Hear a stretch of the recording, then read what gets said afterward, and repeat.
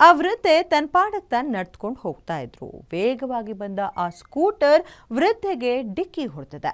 ಆ ಬಾಲಕರು ಮಾಡಿದ ಎಡವಟ್ಟಿನಿಂದ ವೃದ್ಧೆ ಗತಿ ಏನಾಯ್ತು ಗೊತ್ತಾ? Check this out. ಅಡ್ಡಾದಿಡ್ಡಿ ಚಾಲನೆ, ವೃದ್ಧೆಗೆ ಆಕ್ಸಿಡೆಂಟ್. ಎದೆ ಜಲ್ ಅನ್ಸುತ್ತೆ ಅಪಘಾತದ ದೃಶ್ಯ.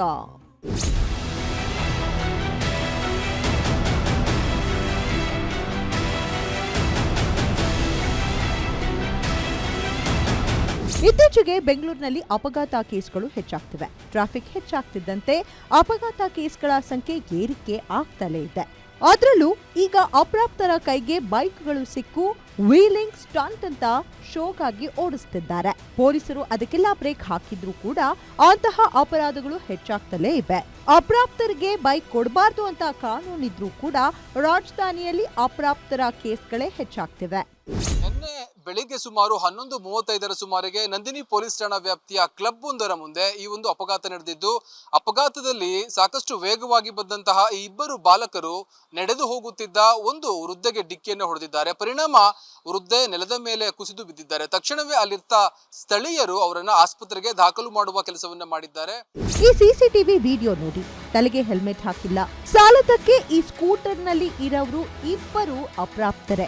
ಕೈಗೆ ಬೈಕ್ ಸಿಕ್ಕಿದ್ದು ರಸ್ತೆ ನಮ್ದೇ ಎಂದು ಅಡ್ಡಾದಿಡ್ಡಿ ಬೈಕ್ ಓಡಿಸಿ ಪಾಪ ರಸ್ತೆಯಲ್ಲಿ ತನ್ನ ಪಾಡಿಗೆ ನಡ್ಕೊಂಡು ಹೋಗ್ತಿದ್ದ ವೃದ್ಧೆಗೆ ಡಿಕ್ಕಿ ಹೊಡೆದಿದ್ದಾರೆ. ನಂತರ ಅಲ್ಲೇ ಇದ್ದ ಸಾರ್ವಜನಿಕರು ವೃದ್ಧೆಯನ್ನ ಆಸ್ಪತ್ರೆಗೆ ದಾಖಲಿಸಿ ಇಬ್ಬರು ಅಪ್ರಾಪ್ತರನ್ನ ನಂದಿನಿ ಲೇಔಟ್ ಪೊಲೀಸ್ ಠಾಣೆಗೆ ಒಪ್ಪಿಸಿದ್ದಾರೆ.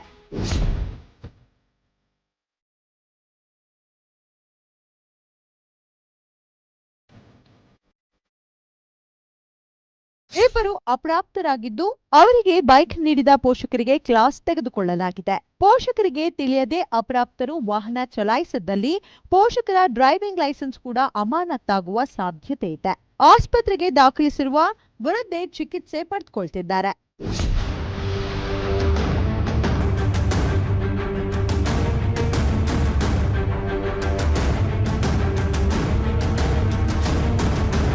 ಒಟ್ಟಲ್ಲಿ ಏನೇ ಹೇಳಿ, ಈ ರೀತಿಯ ಬೇಜವಾಬ್ದಾರಿ ಚಾಲನೆಯಿಂದ ರಸ್ತೆಯಲ್ಲಿ ನಡೆದು ಹೋಗುವವರಿಗೆ ತೊಂದರೆ ಆಗ್ತಿದೆ.